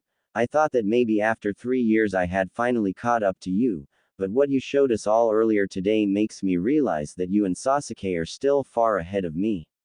She explained sadly. I see. In truth, Sakura, I meant what I said the other day about us not being a very good team in the past. Naruto started, making Sakura lower her head even more. However, that doesn't mean that we can't make things better. You have been receiving training from one of the legendary Sannin over the past 3 years. As much as I enjoy annoying Tsunade, the amount of skill she holds is not something to be overlooked. During my first couple years at Anbu, I was assigned as one of Tsunade's guards. During those days I was able to witness what some of the training she was putting you through. Although you know the secret to Tsunade's super strength, most of the training she gave you was that of a medic nin, and even though I was trained to work in the shadows as an Anbu, my chakra reserves allow me to be a powerhouse. We are probably going to be put on the same team again with both Kakashi-sensei and Yugao-chan. I'd rather have a skilled medic than another ninjutsu or kenjutsu specialist. Thanks, Naruto-kun, I appreciate that. Sakura replied with a smile. We have both changed a lot over the past 3 years it seems, but don't think I'm going to stop trying to catch up to you. I wouldn't dream of it, Sakura. If you ever want a sparring partner, I'd be happy to help. And if you ever become interested in learning kenjutsu, I'm sure I could ask Yugao-chan to help you out. Naruto replied, earning a thankful nod from Sakura. Speaking of Yugao-san, how did the two of you meet? Sakura asked, earning the attention of a few of the others. Yay. You guys never really explained how the two of you had met the other night. Tenten asked as she, Ino, Neji, Shikimaru, Choji, and Lee all came over to where Naruto and Sakura were. You guys are really interested in that, huh? Naruto said, receiving nods from his friends. He sighed before continuing, Yugao-chan and I have actually known each other since before we started the academy. Due to events surrounding my birth, I wasn't well liked by the villagers, and after I started living by myself they would start harassing me, sometimes going as far as attempting to beat me. After the first few attempts, Sandame Gigi started to assign Anbu guards to watch over me. Yugao saved my skin a few times when I was younger, so when I joined Anbu I searched her out in hopes that I would be able to properly thank her. What I didn't know at that time was that Yugao-chan's fiancé had been killed during the Oto Suna invasion, and she had spent a lot of her time taking numerous S-ranked missions which are considered to be suicide missions. Why would Yugao-san take such dangerous missions? Tenten asked. Her fiancé was Hayate Gecko, our first proctor during the third part of the exams. He was killed by the Suna Junin Baki after he was discovered trailing the traitor Kabuto. The death of Hayate was extremely hard on Yugao-chan, not even her friends could convince her to stop taking missions. Naruto explained. Then how did you manage to get through to her? It must have taken a long time, right? Ino asked. As the self-proclaimed gossip queen of Konoha, she was always looking for interesting stories. It did. I hardly ever saw Yugao-chan for the first few months when I was in Anbu. Whenever I did, she was either leaving or just returning from a mission and was too busy to stop and talk. I eventually managed to get her alone in one of the training grounds and managed to give her my thanks.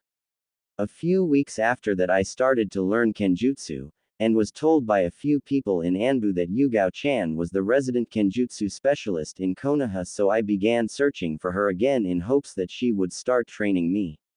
It took a little persistence, but eventually she caved in and agreed to help train me. By this time I knew about her past with Hayate and was hoping that giving her an apprentice would keep her from going on suicide missions, which it did for a while. Naruto said. You said for a while, I'm assuming she eventually started doing them again, right? Neji asked, earning a nod from Naruto. Yes, she did. I remember asking her not to, but she just kept brushing me off, saying it was none of my business. She continued to train me in Kenjutsu, but our sessions became few and far between until it got to the point where I would be lucky to get one lesson a week. A few weeks later, Yugao got seriously injured on a mission and had to be hospitalized for a couple weeks. During those 2 weeks I visited her quite frequently, asking her to tell me why she kept trying to get herself killed, but just like the first time she kept brushing me off. Naruto explained. It's obvious that you cared for her. I can't see why she would have just kept brushing you off. Sakura said. Like Naruto-kun explained, at that time I didn't think it was any of his business. Came Yugao's voice from behind everyone as she looked at Naruto with a small smile. Naruto was very persistent in trying to get me to open up. During that time I didn't know that he already knew Hayate and was just trying to get me to open up to him by myself, but I guess I was taking too long because he eventually snapped on me. I had never seen Naruto lose his cool like that in all the years I had known him. It was a real eye-opener for me. Yay. I know what you mean. It's strange when Naruto-kun gets upset. Sakura said, remembering the verbal lashing Naruto had given her the day before. It is. That day Naruto was able to remind me that I had other things to live for besides Hayate-kun. I had friends like Kurenai-chan, and Anko-chan who would miss me, as well as people in Anbu, including Naruto.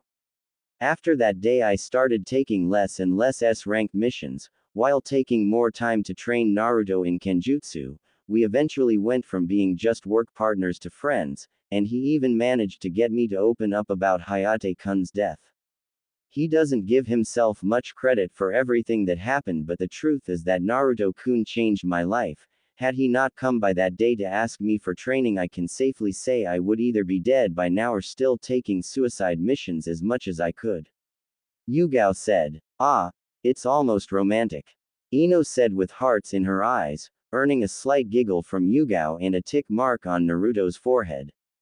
There was nothing romantic about watching someone close to me trying to kill herself, Ino-san. I'm just glad that I was able to help change Yugao-chan's outlook on life. Naruto said, suppressing the small amount of red that threatened to tint his cheeks. Right. That's why you're living together now, huh? Ino said, and then smirked as she saw Naruto stiffen slightly. Whatever, Ino, Yugao has no place to go right now and I've recently come into some property that has a lot of available space. Naruto said quickly, hoping to defuse the situation before the gossip queen could get any more information from either of them. Yugao could only smile at Naruto's interaction with his old friends. She was happy for her friend being able to interact normally with his old friends.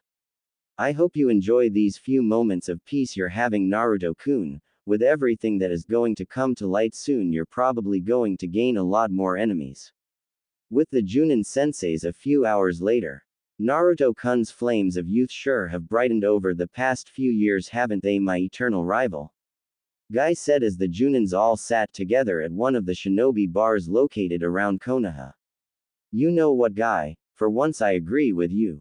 Naruto-kun came a long way since joining Anbu. He has grown in ways I would have never imagined. Kakashi replied, earning a nod from Guy. I don't think that Naruto was ever a bad student, Kakashi-san. Iruka said, earning the attention of those present. During Naruto's academy days, a lot of the teachers there tried to sabotage his work and keep him back. If Naruto would have received proper training he deserved, then I think Naruto could have easily been Rookie of the Year. Yes, with proper training Naruto would have been quite the genin. If I had realized Naruto's hidden potential earlier I might have been able to help push him in the right direction, but it took his teammate shoving an A-ranked assassination jutsu through his chest for him to change. Kakashi said in shame. It sucks about what happened with Sasuke, but Naruto turned out okay in the end. Maybe what happened with Sasuke was a blessing in disguise. Iruka said thoughtfully. What do you mean, Iruka-san? You are probably the closest thing Naruto has to a real family. How would having a roll ripped through his chest be a blessing in disguise? Kakashi asked with narrowed eyes. Don't get me wrong, Kakashi-san. Naruto is like my little brother, but had it not been for what happened with Sasuke, I don't think Naruto would have ever considered entering Anbu. Even if Naruto had been taken out of the village by Jiraiya, there would only be so much Jiraiya would have been able to train him. Naruto joining Anbu gave him the ability to train not only his physical strength, but he learned to control all three of his elemental affinities and start on his fourth. Aside from that, Naruto has become quite the kenjutsu user as well. Yugao said that he is close to even surpassing her. Iruka explained proudly. He surpassed me a long time ago, and will probably pass the rest of you before you know it. He has come a long way since the time he fought Kiba-kun in the Chunin exam finals a few years ago. I never would have thought that someone like Naruto would be able to take Yugao-chan out of her depression. Kurenai said, remembering that he friend and the young blonde were quite close. Naruto has always had the special ability to make friends out of the most unlikely people.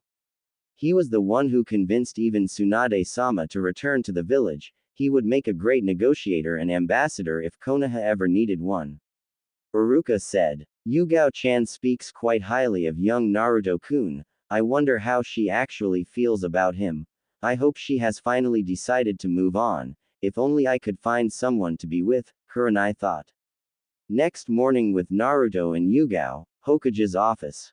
We received a request from Wave Country earlier this morning. Apparently an ambassador from Kumo is on the way to speak with the daimyo of Wave Country about trade negotiations, and the daimyo requested that a team from Konoha be sent to act as bodyguards during the negotiations. Tsunade said, gaining Naruto's attention. So you think because I have previous experience with the people of Wave Country that sending me would also be good for our relations with Wave? Naruto asked, making Tsunade nod.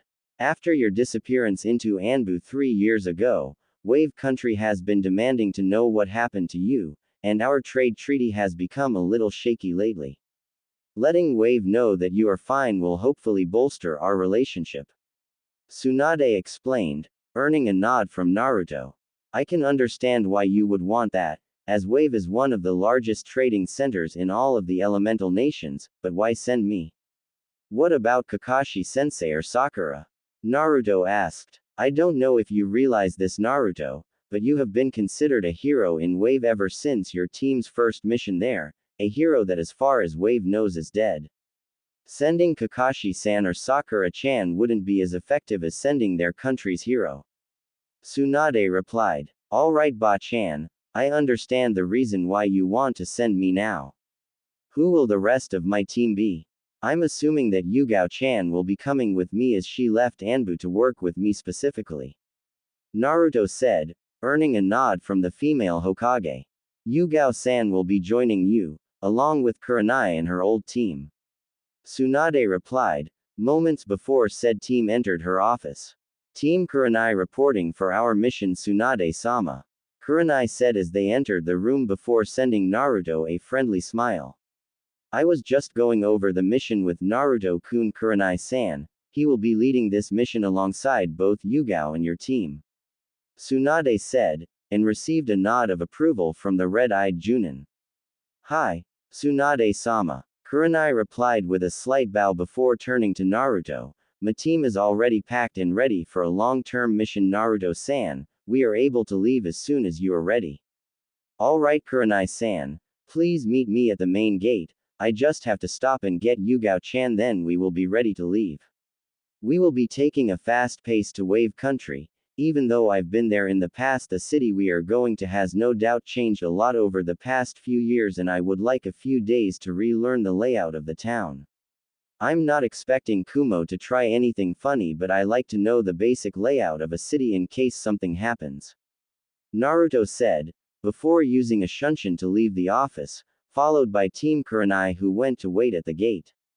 Main gate 5 minutes later. Hey Kurenai-sensei, have you ever been to Wave Country before? Kiba asked as they waited for Naruto to arrive with Yugao. A long time ago during a mission when I was still a genin, but I haven't been there since Gato was overthrown a few years ago. Kurenai replied, receiving a nod from Kiba. According to Tsunade-sama, Wave U underwent a drastic sea change right after Team S7 finished that mission W when we were still genin. Hinata said. Gato was a money-hungry tyrant. It would make sense that with him out of the way the people of Wave Country would be able to rebuild and eventually thrive. They have managed to become one of the largest trading ports in the elemental nations because of the bridge they were able to finish. Also, given the location of Wave, they are able to receive shipments from countries that can't normally send goods over land. Shino explained. That's a good observation, Shino-kun. I have to agree with you on both accounts. Kurenai said with a smile, before sensing Naruto and Yugao fast approaching. Alright you guys, it's a few-day journey to Wave and I would like to get there with at least a day to scout the area. I'm sure Wave has changed greatly since I was there with Kakashi-sensei during the construction of the bridge. Naruto said after appearing with Yugao. I'm not expecting any confrontations while on the way to Wave, but stay close together and don't let your guard down.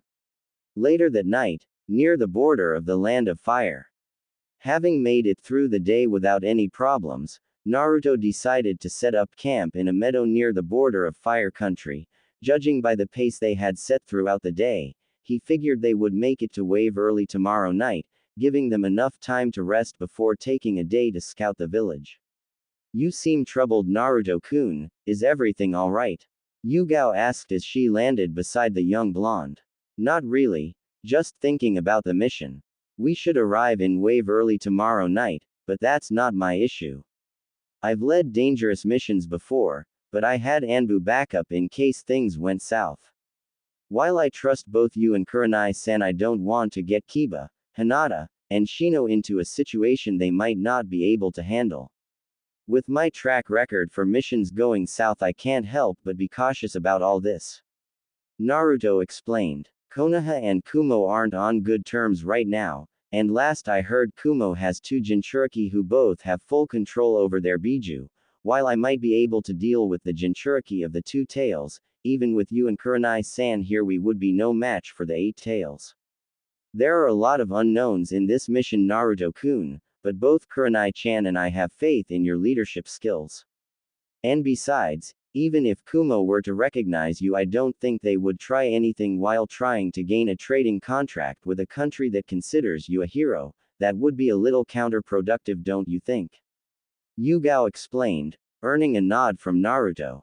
Thanks Yugao-chan, it feels weird not leading a group of Anbu, but my friends have been training hard as well, I'll just have to trust them to do what needs to be done. Naruto replied with a thankful nod, I'll take the first watch of the night, I'll let you know when it's your turn alright. Try and get some sleep Yugao-chan. Thanks Naruto-kun, don't be afraid to get me if you feel like something isn't right, you may be strong, but we are still a team and I don't want you to have all the fun. Yugao replied with a smile, before turning and heading towards her tent. Few hours later, Naruto was sitting peacefully on a branch overlooking the camp when one of the clones he had sent to secure the perimeter was killed, sending him the memories. My clones were well hidden, how could someone have snuck up on them without them realizing it? This isn't good, Naruto thought before jumping down and making his way into the camp. Guys, wake up, we have a problem, I need all of you out here right now. Naruto said, getting the message across by the urgency in his voice. What's wrong Naruto-kun? Yugao asked as she came up beside him, hand resting on the hilt of her sword. One of the clones I had sent out earlier to secure the perimeter was taken out before it or any of the others could realize there was someone there. Naruto explained. Yugao's eyes widened at this. Naruto was one of the best censors she had ever met, and to be able to sneak up on him unnoticed was almost unheard of. Hinata, Shino, get in the middle of Kurenai, Yugao, Kiba and I Hinata to use her Byakugan to get a full 360 of the area while Shino surrounds the camp with his bugs in case Hinata misses something or the enemy is fast enough to get through unnoticed. Naruto said. What about me Naruto? Kiba asked. Akamaru and I should be able to smell whoever is out there. You can't always trust your nose Kiba. During my years in Anbu I came across reports of ninja able to mask their smell to sneak by Inuzuka. Just be ready for an attack. Naruto said, receiving a nod as they all took up defensive positions. Your reputation precedes you Reaper of Konoha. I would never have thought that one of the most feared Anbu to ever grace the elemental nations would carry such a burden as you do. Tell me, does it speak with you? A voice asked, making Naruto's and Yugao's eyes narrow. How would you know about what I carry? And as for your question, I haven't spoken with it in a long time. Naruto replied. I know many things about you Reaper-san, and also about the organization that hunts that which is inside you young Namikaze. The voice said, making Naruto's eyes widen, along with Kurenai's. You seem to know a lot about me, yet I know nothing about you. Why haven't you shown yourself yet? Are you a part of the Akatsuki? Naruto asked. Acting calm on the outside, yet inside he was anything but calm. How would he know about the Kyuubi? And he also knows about my father. Those are two of Konoha's best kept secrets. I'm not yet at full strength Reaper-san, it wouldn't be wise for me to show myself to the world just yet. I could care less about what you hold inside you. What the Akatsuki intends to do is bound to fail in the end. Just remember that when I make my presence known, the Akatsuki will be the least of your worries. Farewell for now Reaper-san, make sure to cherish these moments of peace with your friends and the ones you love, for when I return this world will burn. We need to leave, right now. Naruto said after a few moments of silence, earning nods from the rest of his team. After what just happened nobody wanted to stay there any longer. Kurenai-san, Yugao-chan, come with me while the rest of you pack up and get ready to leave. He knew too much Naruto-kun. The fact that he knows about what you hold and who you're related to is something that we should be worried about. He also said that he wasn't at full power, yet he managed to sneak up on us and take out your clones without them noticing. I hate to think of what someone like that might be capable of when at full power. Yugao said after the three of them had gotten far away enough from everyone else. I agree, he knows who I am and what kind of reputation I carry, yet he wasn't fazed by that. I need to let Tsunade-sama know about this. Naruto said before quickly taking out a scroll and writing a few things before making hand signs. Kuchio's no jutsu, Naruto said before a small puff of smoke appeared and a small toad popped out. I need this message delivered to the Hokage immediately. Make sure no one but her sees it as it contains some of Konoha's best kept secrets. Naruto told the toad before handing it the scroll. Naruto, is what he said true? Are you really a Namikaze? Kurenai asked, making Naruto sigh. Yes, Kurenai-san, I am. My real name is Naruto Uzumaki Namikaze, son of Yondaime Hokage Minato Namikaze and Konoha's red-hot-blooded habanero Kushina Uzumaki, who, like me, was the Jinchuriki of the Kyuubi. Naruto explained, making Kurenai's eyes widen. But right now that's the least of our concerns. I trust that you will be able to keep this to yourself until Ba-chan and I decide to make the announcement.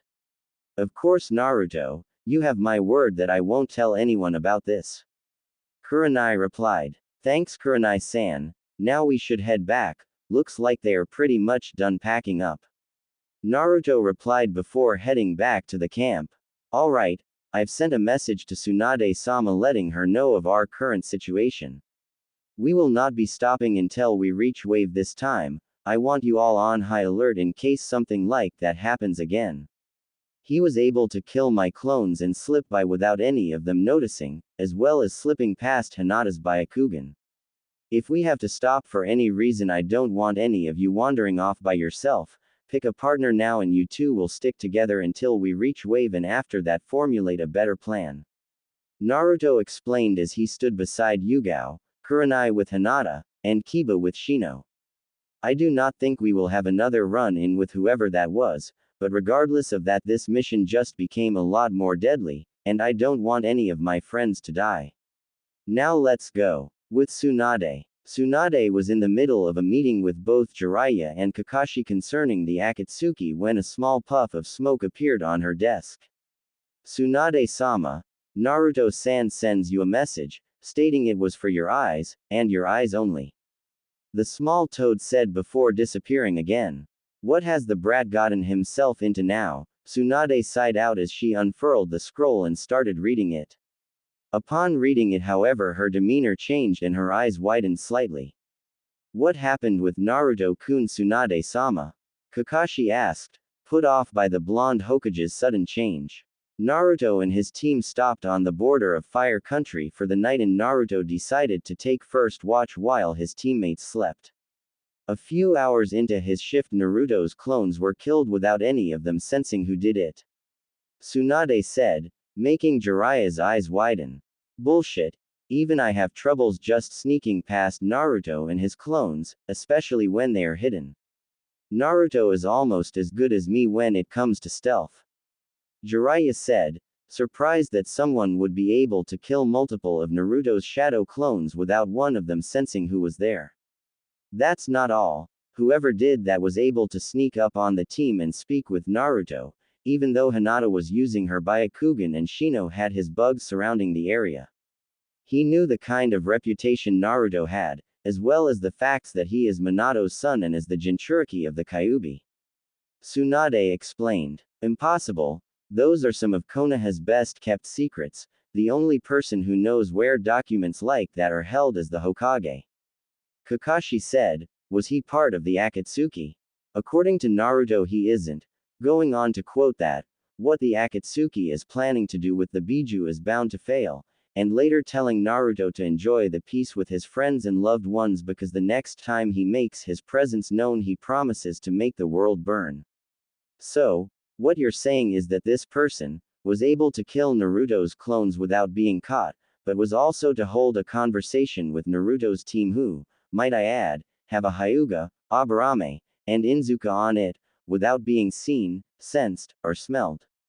Jiraiya asked, earning a nod from Tsunade. This isn't good. We should send a team of Anbu to investigate the area to see if they can find anything.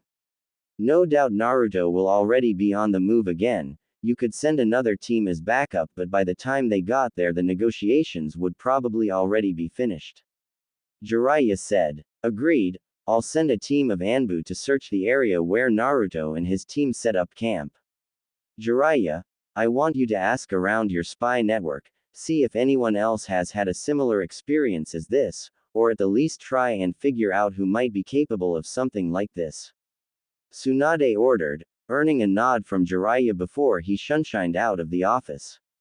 Kakashi, I want you to lead the Anbu team in charge of searching the area Naruto encountered this person. Your Sharingan will be useful in picking up chakra signatures and tiny details other people might miss. Hi, Tsunade-sama, Kakashi said before also using a shunshin to leave the tower. Why can't you ever do something simple without turning it into a big pile of paperwork? Be careful, Naruto-kun, too many people care about you for you to kick the bucket this early. Tsunade said as she gazed out the window. A threat supposedly bigger than the Akatsuki, we need to be ready for anything. Suna will need to be informed of this as soon as possible as well.